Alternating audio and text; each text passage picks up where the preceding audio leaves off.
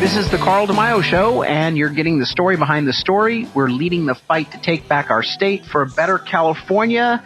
So your kids, your grandkids, your neighbors' kids, they're going back to school. This is the time of year when school starts up. Everyone's going to the store, getting their school supplies. I remember as a kid when I used to do that. I was so excited.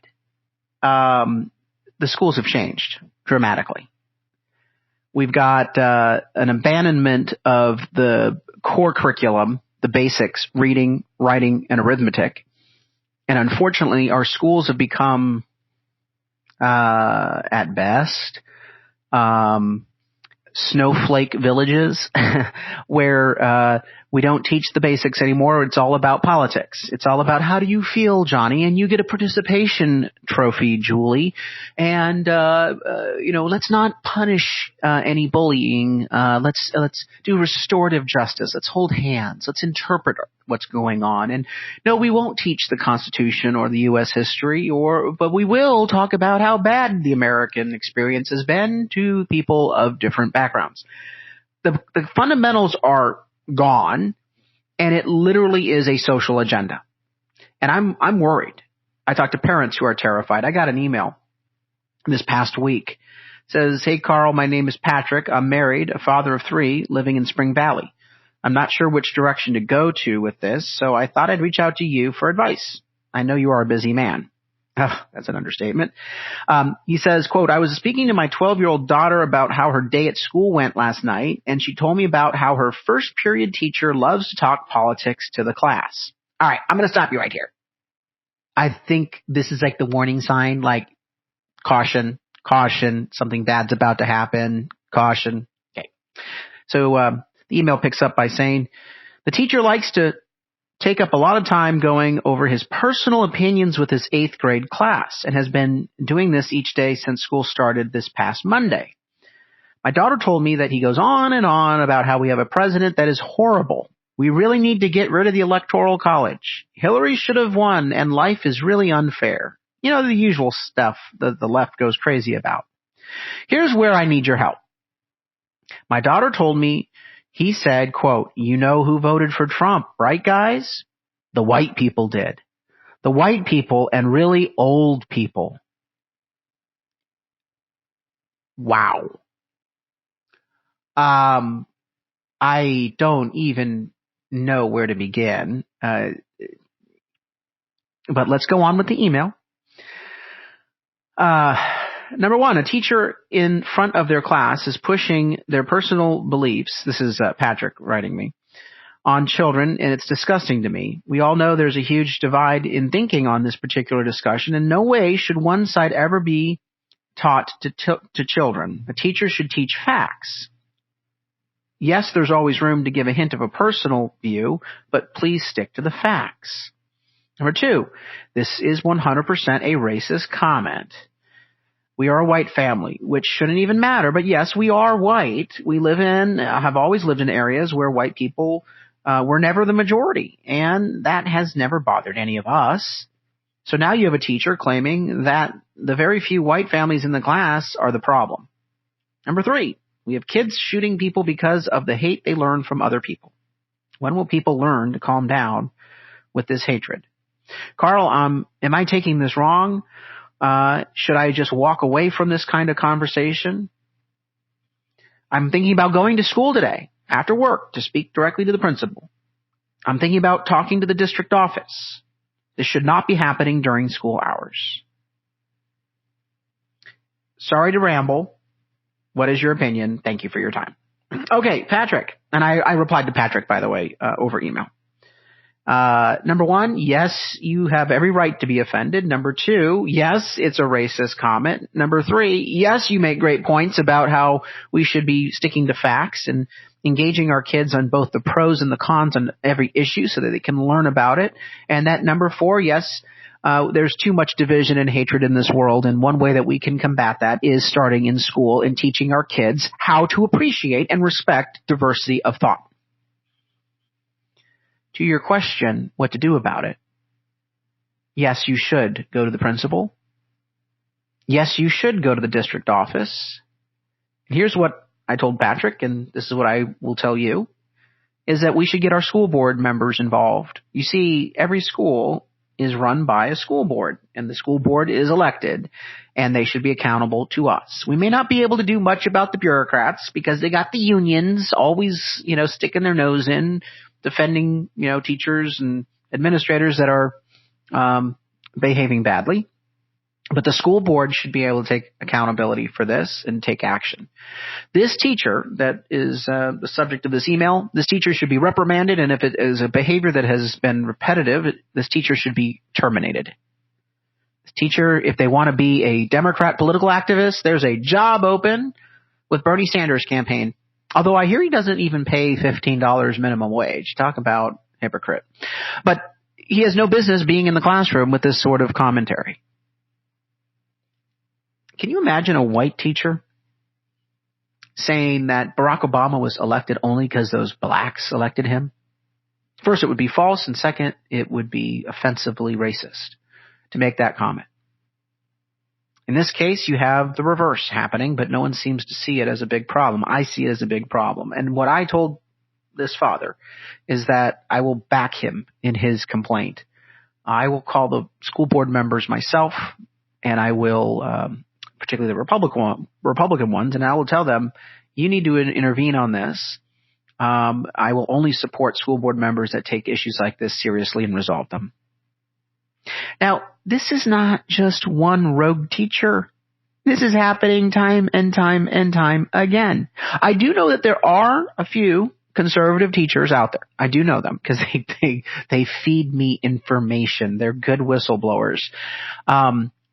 But if they were to express their view, they would be disciplined. It's the liberal teachers that are given a pass time and time again by the bureaucracy and the system. That's why these complaints are so important that we move forward and adjudicate. Now, coming up, let me tell you about the absurd curriculum that is in our school system. This is where the Democrats are passing laws mandating that certain curriculum and topics be taught to our kids. And this is how they have literally brainwashed. And no, I don't believe that is too strong a term. Brainwashed our kids into voting Democrat. And it takes decades of the real world for these kids to grow up and finally figure out, oh, I was wrong about that. Golly, now I can vote Republican. You know what Winston Churchill said, if you weren't young and liberal, you didn't have a heart, and if you weren't old and conservative, you'd never develop your brain. But it's even worse now that the kids are taught all this crap in school growing up. Coming up, what we can do about it on the Carl DeMaio Show.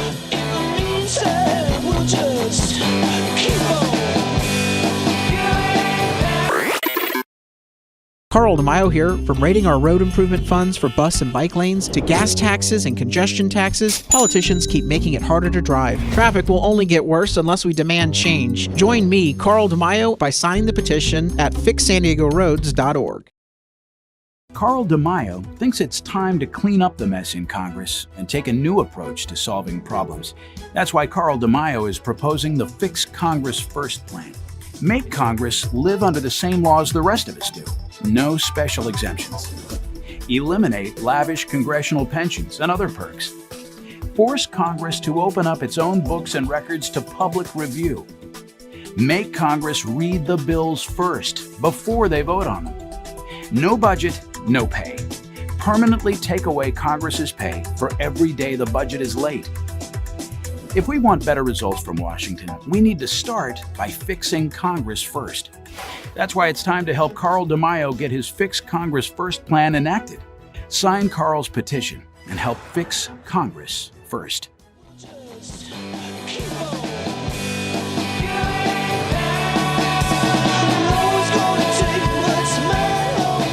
You're listening to the Carl DeMaio Show, and I've talked about this topic a number of times on our broadcast show in the past, but it does warrant discussing again. When you look at the curriculum laws that have been passed over the past 5-10 years in California, all sorts of objectionable content is being taught to our children.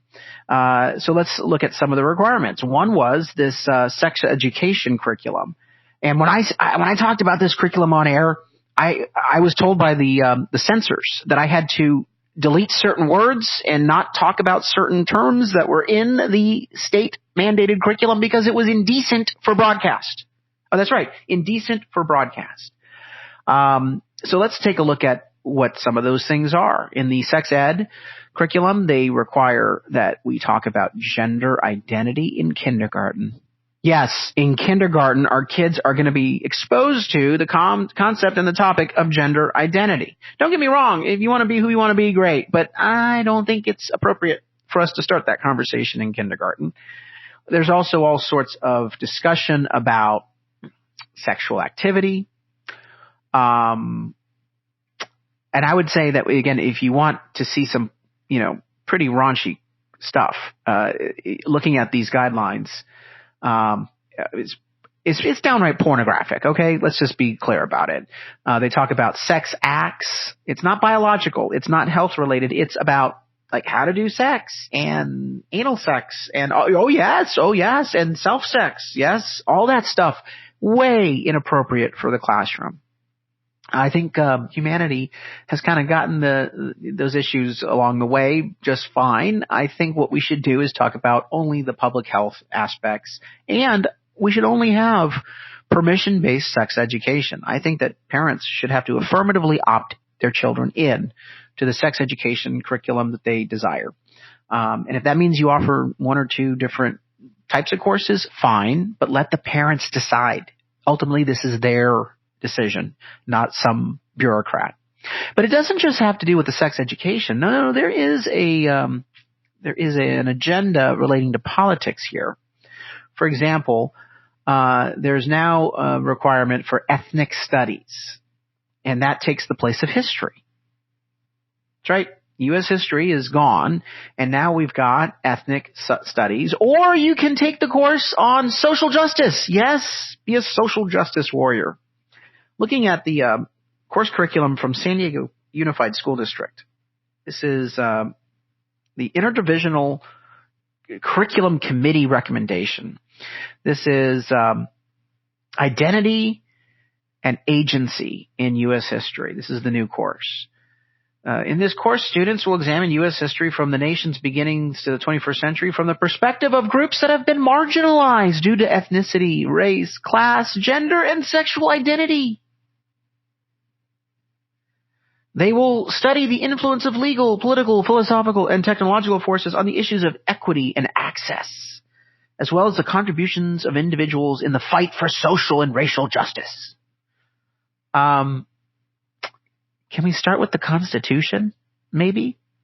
Would that be an acceptable topic? Oh, no, we can't talk about that. No. We have to talk about, quote, unconscious bias and inclusivity. Environmental justice, social justice. And get this, when they talk about capitalism, the inherent racist consequence of the capitalist system. Oh, I kid you not. Capitalism equals racism.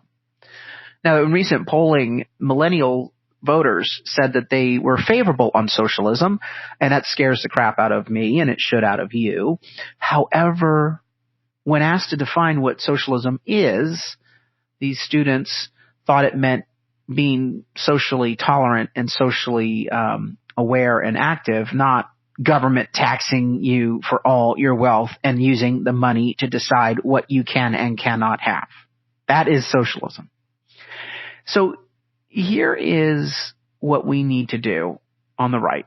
And the right doesn't do this because A, they're stupid, and B, they say, well, we should let school boards decide curriculum. I agree, mainly. But there's some basics that maybe we need to make sure that they actually do.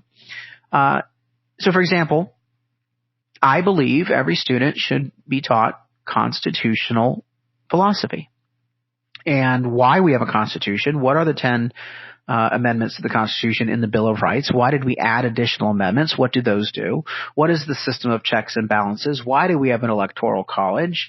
What is the real meaning of the First and the Second Amendments? all of those elements should be discussed in a unbiased and fair way. We have so many of these kids that don't know what it means to be free and what those rights are and why that system of government is so unique and special and was groundbreaking in human development when we had the Declaration of Independence and then, of course, the Constitution to actually establish our system of government. They need to learn that so they can appreciate it. Second, I believe the best way to fight socialism is to require financial literacy curriculum in our classrooms. Yes, financial literacy curriculum. It's one of these things where when you go to retire, you sit down with your retirement advisor and they say, well, had you started saving just $100 a month when you were age 20 and stopped saving at age 30, you'd have more money than all the thousands of dollars you're trying to catch up on now in your retirement portfolio. It's all about compound earnings and over a period of time, the notion of investing into the stock market, the notion of saving. We have a low savings rate in this country, and I think that's a product of kids being told that they can have everything for free. Someone else will pay for it. Don't worry about it. Write up that college debt. Elizabeth Warren will come in and say, oh, don't worry. You're a victim here. You didn't know what you were doing. We'll just pick up the tab. So we need to require financial literacy coursework in our classrooms so that people understand the notion of capitalism. And I think we should teach the horrors of communism and socialism. If you're going to talk about the down periods of American history, and I am not objecting to that, we learn from our mistakes. There have been some dark periods of time. Fortunately, we have learned and progressed as a society, and we ought to be proud of that. We shouldn't dwell on mistakes of the past. We should be proud of the fact that our country progressed. We developed. We grew. And that's the way in which it should be taught. That at one point in time in the history of the world, African tribal leaders sold some of their own people into slavery, and that came to the United States, and that was used to build an agrarian economy in the South. That was bad. We had a battle. That battle was resolved in favor of dignity and equality. But then that battle had to go on because people were passing laws to segregate and to marginalize and disenfranchise. Now, if you want to point out that the Democrats in the South did that, I wouldn't mind. If you're being historically accurate, of course. But I don't mind talking about some of the failings of history. It's important to talk about that so we don't repeat those failings. But you can't do it at the expense of also all the other fundamental concepts of our American experience and why we are so exceptional in our system of government.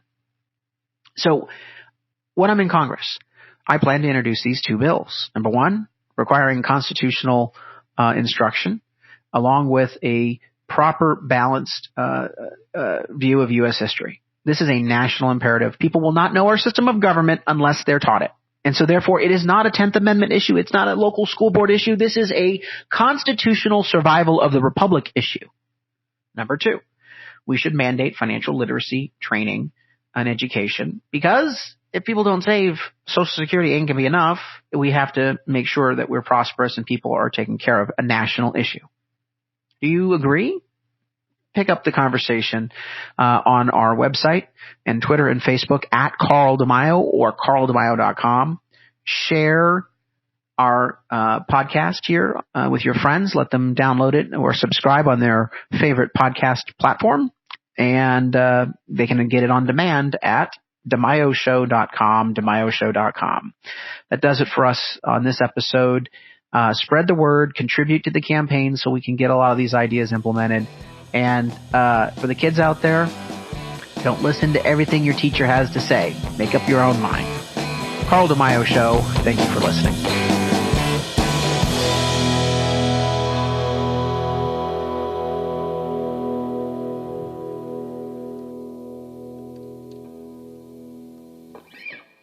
This podcast was paid for by Carl DeMaio for Congress. I'm Carl DeMaio, and I proved this message.